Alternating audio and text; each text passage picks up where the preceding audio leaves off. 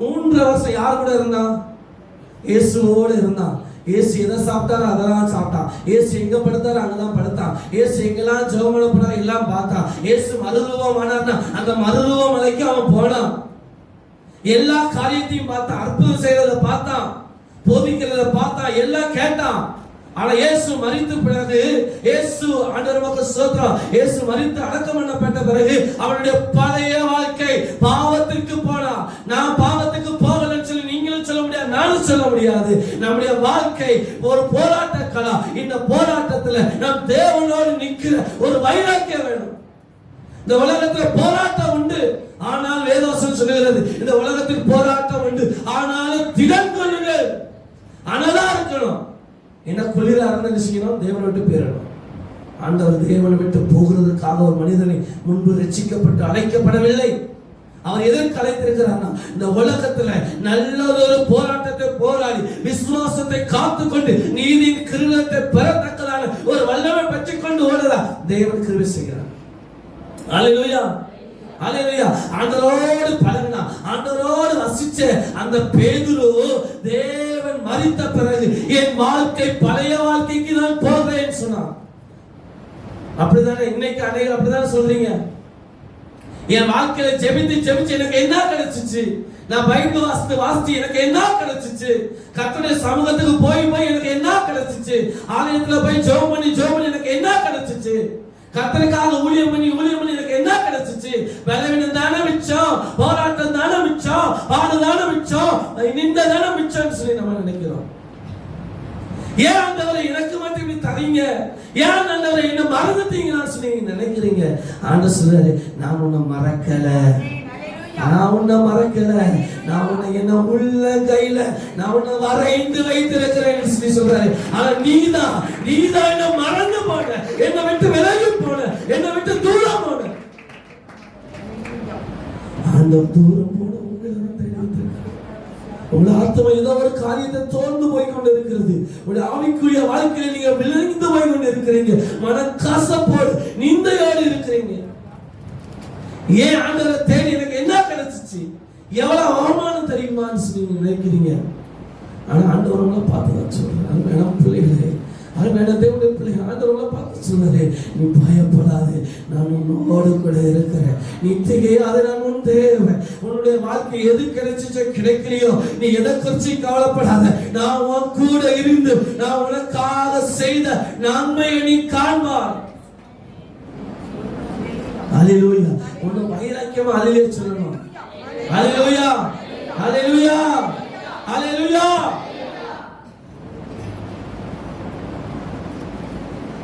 அடுத்து பாருங்க, நாளில் பாருங்க, விடிய காலமான போது இயேசு கரையிலே நின்றார். அவர் இயேசு என்று சீஷர்கள் அறியாது இருந்தார்கள். இன்னைக்கு உங்க பக்கத்துல இயேசு இருக்கிறத எத்தனை பேர் பார்த்துட்டு இருக்கிறீங்க?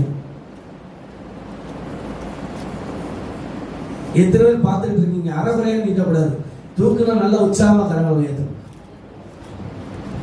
நிறைய பேருக்கு என் கூட ஆண்டவர் இருக்கிறாங்கிற எண்ணமே இல்லை. அல்லேலூயா, அல்லேலூயா. நல்லா புரிஞ்சுக்கோங்க. நாங்க சண்டே கிளாஸ் இருக்கும்போது படிக்கும் போது ஒரு அம்மா கேட்பாங்க, சண்டே கிளாஸ் எடுக்கிற அம்மா தாயார் கேட்பாங்க. எல்லா இடத்துக்கும் அவங்கள சொல்லுவேன், ஏன்னா அவங்களை எனக்கு ரொம்ப பிடிக்கும். அதனால அவங்க சொல்லும்போது, இன்னைக்கு இயேசு வந்தாருன்னா எத்தனை பேர் நீ போவேன்னு கேட்பாங்க. நான் போவேன் என்று முதல் கையை தூக்குவேன். என்னையெல்லாம் குறுக்க பார்ப்பாங்க, டேய் நீ எல்லாம் போவியாக்காடிமாங்க. ஆமா நான் போவேன் அடிப்பேன். எதுக்குன்னா நம்ம கொஞ்சம் நம்ம போவோமா வேண்டாமா அப்படி யோசிச்சுக்கு தூக்கிட்டே இருந்தோம் வச்சுக்கோங்களேன், போக மாட்டோம். ஆமா தானே, ஆமா தானே. சுவிசுக்கு தெரியும் அவங்க யாருங்க? சரோஜா அம்மா. ஹாஸ்டல்ல இப்பவும் இருக்கிறாங்க. சரோஜா பாட்டி அம்மா இப்போ வயசாயிடுச்சு அவங்களுக்கு.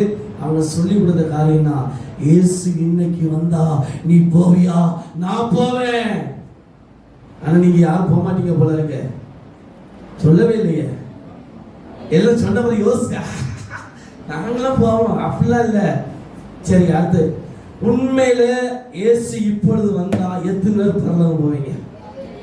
அதுவும் சில பேர் அல்லேலூயா அடிக்கிறாங்க. யாருமே நக்கல் பண்றதுக்கும் இதுக்காக சொல்ல, நம்ம வைராக்கியம் எதில் நம்ம வைக்கிறோம். ஒரு வேலை ஸ்தலத்துக்கு வேலைக்கு போனா 300 ரூபா சம்பளம் எனக்கு வைராக்கியம் மறக்கிறோம். நம்ம ஆண்டவர்கிட்ட போறதுக்கு வைராக்கியம் யார் காட்டுறா? ஆனா நினைக்கிற நேரத்தை நீங்க தொய்ந்து போறீங்க. நேற்று நைட்லாம் ஜெபம் பண்ணிக்கிட்டே இருந்தேன், எனக்கு வசனமே கிடைக்கல, என்ன வசனம் கிடைக்கல, வார்த்தை கிடைக்கல, என்ன ஜெபம் பண்ணிக்கிட்டே இருந்தேன். ஆனா ஆண்டவர் வசனத்தை கொடுத்த காலை 5 மணிக்கு தான் கொடுத்தார். எதுக்கு தெரியல, யாரோ ஒருத்தட்ட பேசிக்கொண்டே இருக்கிற, யார்கிட்ட பேசுறதுன்னு தெரியாது. அநேகர் ஆவிக்குரிய வாழ்க்கையில நீங்க சோர்ந்து போய் கொண்டே இருக்கீங்க.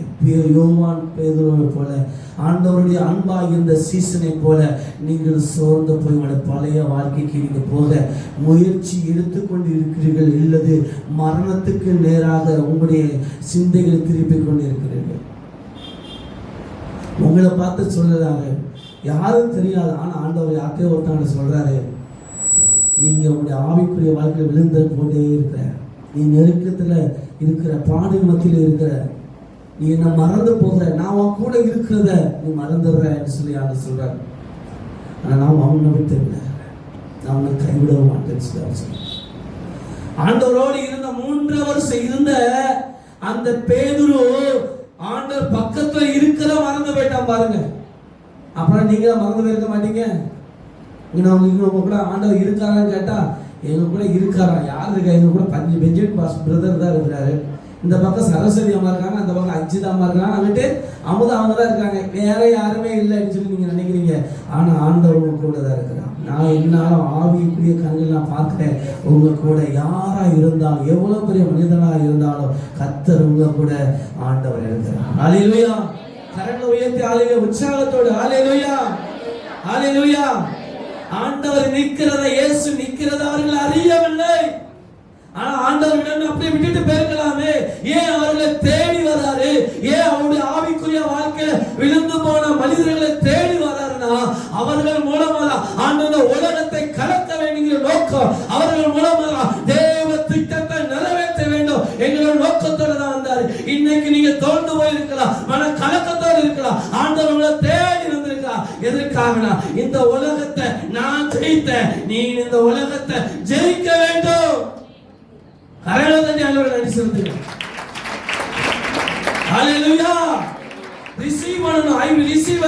நான் ரிசீவ் பண்ணிக்கிட்டே இருப்பேன், ஆண்டவர் ஏற்றுக்கொண்டே இருப்பேன். எப்படி பெட்ரோல் டேங்க்ல இருந்து மொக்க இன்ஜினுக்கு பெட்ரோல் தொடர்ச்சியா போனாதான் வண்டி ஓட, இல்லைன்னா இன்ஜின் படுத்துரும். அப்புறம் உருட்ட வேண்டியதான், உருட்டி இல்லை ஒரு ஸ்டாப்புக்கு எங்கேயாவது என்ன ஒரு ஸ்டாப்ல ஊட்டி கொண்டு போய் என்னையா வண்டி ஓட்டலையா அப்படின்னு சொல்லி நமக்கு கொண்டு வரலாம். இல்லை, நமக்கு ஒரு ஸ்டாப், உங்களுக்கு ஒரு ஸ்டாப் ஆண்டோடைய ஆலயம் தான். ஆண்டவர் சோர்ந்து போய் இருக்கிறவங்களை உற்சாகப்படுத்தி கொண்டு இருக்கிறார். ஹல்லேலூயா ஹல்லேலூயா. இயேசு 5வது வசனம், இயேசு அவர்களை நோக்கி, பிள்ளைகளை புசிப்பதற்கு ஏதாயிலும் உங்களிடத்தில் உண்டா என்றார். அதற்கு அவர்கள் ஒன்றுமே இல்லை. உங்கள்கிட்ட ஏதாவது இருக்கா புசிப்பதற்கு? இப்ப ஏதாவது சாப்பிட்றதுக்கு ஏதாவது வச்சிருக்கீங்களா? ஆண்டவரோடு வச்சிருக்கிறேன். ஆவிக்குரிய ஆதாரமாக வசனத்தை வைத்தார். தூதர்கள் ஒன்றும் உணவில்லை, அதற்கு மேலான வசனத்தை கற்றுவிடுதல். அல்லேலூயா! மக்கள் ஒன்று இல்லை, அவங்க ஆண்டவரை விட்டு பின்வாங்கி போயிட்டாங்க. அவர்களை ஒன்று தேடி போறாரு. அவர்கள் மீண்டும் அவர்கள் பழைய நிலைமைக்கு கட்டுவதற்கு முன்பாகவே அவர்கள் பசியாய் இருப்பதை தேவன் அறிந்து கொண்டார். இன்றைக்கு நீங்களும் ஆவிக்குரிய வாழ்க்கையில எங்கேயோ ஒரு இடத்துல பசியினால் வருத்தப்பட்டு கொண்டிருக்கிறீங்க. ஆவிக்குரிய மன்னாவினால் கிடைக்கலன்னு சொல்லி மன சோர்வோடு, மன கலக்கத்தோடு யாரா இருந்தாலும், நீங்க பார்த்து கொண்டு இருக்கிற யாரா இருந்தாலும் இருந்து கொண்டிருக்கீங்க. ஆண்டவர்களை சொல்றாரு, நான் உன்னை நிரப்ப போகிறேன், வாயை விரிவாய்த்தர, அப்பொழுது நன்மையினால் நிரப்புவேன் என்று சொன்னது. உங்களை நிரப்ப அவர் சித்தமுள்ள தேவனாக இருக்கிறார். அந்த கரங்களை தட்டி ஆண்டவருக்கு நன்றி சொல்லுவோம். அப்பொழுது அவர் நீங்கள் படகுக்கு வலதுபுறமாக வளைய போடுங்கள், அப்பொழுது உங்களுக்கு அகப்படும் என்றார். அப்பொழுது அவர்கள் போட்டு திரளான மீன்கள் அகப்பட்டதினால் அதை இழுக்க மாட்டாது இருந்தார்கள். அதனால் இயேசு அன்பா இருந்த சீசன் பேதுருவை பார்த்து அவர் கர்த்தர் என்றான். பேதுருவை பார்த்து யார் சொல்றான்? யோவான் சொல்றான், அவர் கர்த்தர் என்றான். ஆனா அவர் கர்த்தர் என்று சீமோன் பேதுரு கேட்ட உடனே தன் வஸ்திரம் இல்லாதவனாய் இருந்தபடினாலே நான் தன் மேல்சட்டையை கட்டி கொண்டு கடல்ல குதிச்சிட்டான். ஒண்ணு அவங்க என்னை கழுவுங்க, என்னை பரிசுத்தப்படுத்துங்க, நான் பாவம் செஞ்சுட்டாண்டவரை இனி என்னை புதுப்பித்துக் கொள்ளுங்க. அதற்காக அவன் கடல்ல குளித்திருக்கிறான். நான் பாவம் செஞ்சுட்டாண்டவர் 3 ட்ரிப் நான் மறுதளிச்சுட்டாண்டவர். ஆனால் நீ என்னை கூப்பிட்டதின் நோக்கம் உன்னுடைய ஊழியத்தை செய்வதற்காக என்ன அழைச்சிங்க. ஆனா அந்த ஊழியத்தை செய்யாம நான் என்ன செஞ்சுட்டேன்னா பின்மாற்றத்துல போயிட்டு பழைய வாழ்க்கைக்கு நான் போயிட்டாண்டவர். என்ன மன்னிங்கன்னு சொல்லி ஆண்டவர்கிட்ட போய் மன்னிப்பு கேட்கறதுக்காக கூட விழுந்திருக்கான். இல்லை பக்கத்துல இருக்கிற ஆண்டவர் இருப்பது கூட மறந்து போய் தினைங்கிற ஒரு அழுகையோட தேவன் நின்றுக்கலாம். ஆனா அவன் அப்படி விடலை, அப்படியே விடலை. மற்ற சீசர் கரைக்கு ஏறக்குறை 200 முழக்க தூரத்தில் இருந்தபடி நான் படைகள் இருந்து கொண்டு மீனுள்ள வலைகளை இழுத்து கொண்டு வந்தார். மீன் வலைகளை கொண்டு இழுத்து கொண்டு வந்து ஆண்டவருக்கு முன்பாக கல்லூரி விடும்போது அவருக்கு கறி நெருப்பினால் போடப்பட்டிருந்த மீன் வைத்திருக்கிற அப்பத்தையும் கண்டார்கள். அவர்கள் சாப்பிட்டார். தேவனுடைய ஆவியானவர் அவர்களை பசியினால் வருந்த விடவில்லை. இன்னைக்கு நம்முடைய வாழ்க்கையில தொய்ந்து போயிருக்கலாம், ஆத்மாவை தாய்த்து போயிருக்கலாம். எரேமியா தீர்க்கதரிசியின் புஸ்தகம் 31ஆம் அதிகாரத்தில் நீங்க தொய்ந்து போயிருக்க ஆத்மாவா கூட இருக்கலாம். மனம் கலக்கத்தோடு விரக்தியில் இருக்கலாம். இந்த ஜபம் முடிச்சுட்டு நான் என்ன வேணாலும் செய்யலாம்னு சொல்லி நீங்க நினைச்சு கொண்டே இருக்கலாம். ஆனா அவங்கள பார்த்துதான் ஆண்டவர் சொல்றாரு, இனி ஆண்டவர் பக்கம் சேர்க்கிற 26 பாத்தீங்கன்னா, இதற்காக நான் விழித்துக் கொண்டே இருக்கிறேன், என் நித்திரை எனக்கு இன்பமாயிற்று, உனக்காக நான் ஆசீர்வாதத்தை வைத்திருக்கிறேன், உன்னை சம்பூர்ண நிலையில் செய்ய போகிறேன், உன்னுடைய எல்லா நன்மையினாலும் உன்னை நிரப்புறேன். எதற்காக அதற்காக தான் உன்னை பார்த்து கொண்டு நான் தூங்காம விழித்துக் கொண்டே இருக்கிறேன். அல்லேலூயா, அல்லேலூயா. சத்தத்தை வைத்து ஆண்டவர் கரங்களை தட்டி நமக்கு சொல்ற நன்றி சொல்லி ஆண்டவர் நன்றி செலுத்துவோம். ஆண்டவர் உங்களுக்காக தூங்கலங்க, ஆண்டவர் உறங்கல, தூங்கிட்டான்னா ஆண்டவர் உங்களுக்கு ஆசீர்வாதத்தை கொடுக்க முடியாது, மேன்மையை கொடுக்க முடியாது. 28 பாருங்க,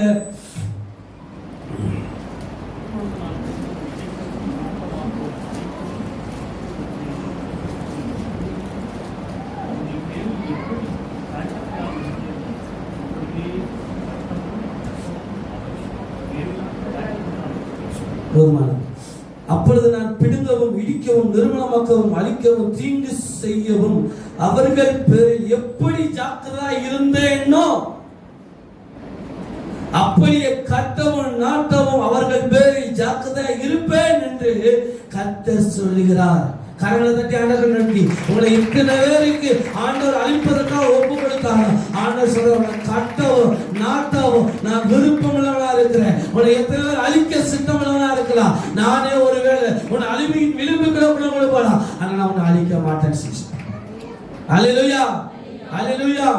பக்கத்துல இருக்கிற கரங்களை பிடிச்சு சொல்லுங்க, ஆண்டவர் இனிமே உங்களை கட்ட போறாரு, உங்களை கட்ட போறான்னு சொல்லுங்க. உங்களை திரும்ப நாட்ட போறாரு. உங்களுடைய வாழ்க்கை இனிமேல் செழித்திருக்க போகிறது. இனி உங்களுடைய வாழ்க்கையில ஒரு உயர்வை கட்ட தரப்போகிறார். ஆகையால் நீங்க தொய்ந்து போக வேண்டாம், விடாய்த்து போக வேண்டாம். சொல்லுங்க, சொல்லுங்க, சத்தமா சொல்லுங்க. சொந்து போகாதீங்க. கர்த்தர் உங்களோடு இருக்கிறார். கண்களை மூடி ஆண்டவரை நோக்கி பார்ப்போமா? எழுந்து நின்று ஆண்டவரை நோக்கி பார்த்து தொய்ந்து போயிருக்கிற ஆத்துமாவை கர்த்தர் சம்பூர்ணம் அடைய பண்ணுகிறது. விடாயத்த ஆயத்துமாவை ஆண்டவர் நமக்கு சொல்றோம். ஆண்டவர் நமக்கு சொல்ற நன்மை நான் வரப்போகிறது.